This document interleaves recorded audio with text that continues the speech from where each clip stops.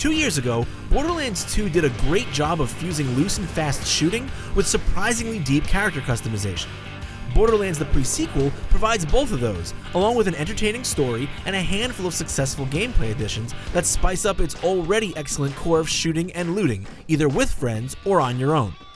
This is, essentially, more of the Borderlands I love, with just enough new twists to pull me back in, and mostly make up for the things the series still doesn't get right.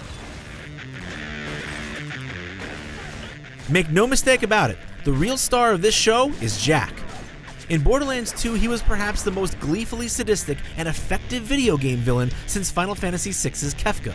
Seeing his journey from hero to maniac is perhaps the biggest reason to make the 20 or so hour trek through the pre-sequel.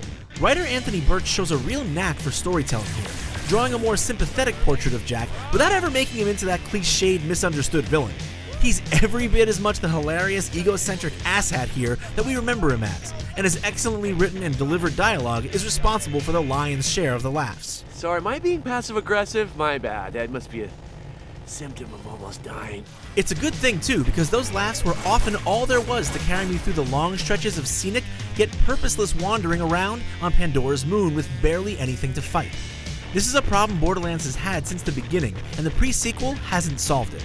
The inadequate waypoint system that doesn't save you from going in circles while looking for your next objective, the boring trek back to your quest giver at mission's end, it's all still here.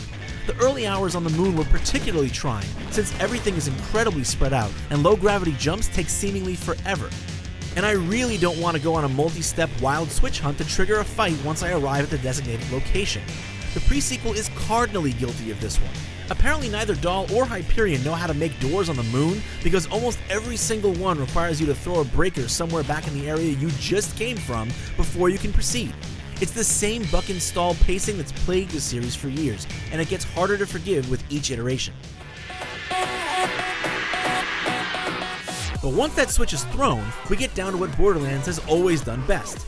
The bullets start flying, the loot starts dropping, and the characters start cracking wise. The pre-sequel delivers a whole lot of that, starting with its 4 new playable characters and their positively nutty skill trees.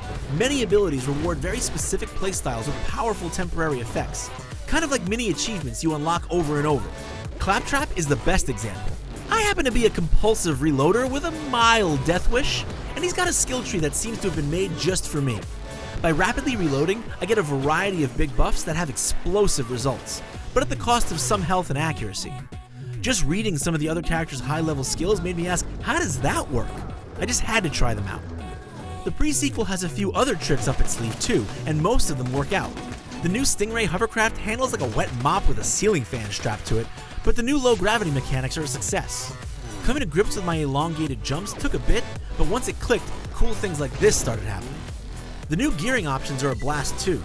Freezing enemies solid with cold-based attacks, and burning them to a crisp with the new laser class weapons feels great. But just wait until you see some of the mods that come on the Oz kits that keep you breathing in space. Some grant you accuracy and damage bonuses while airborne, while others give you an entirely different set of buffs depending on whether you're in a vacuum or atmosphere.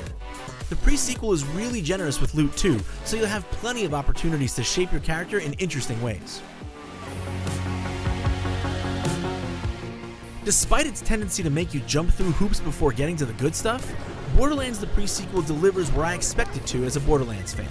The new gear and low-gravity mechanics mixed with the zany skill trees make for a fresh experience, and with Jack at the center driving the story forward, you get a deeper dive into the always entertaining, if well-traveled universe of Borderlands.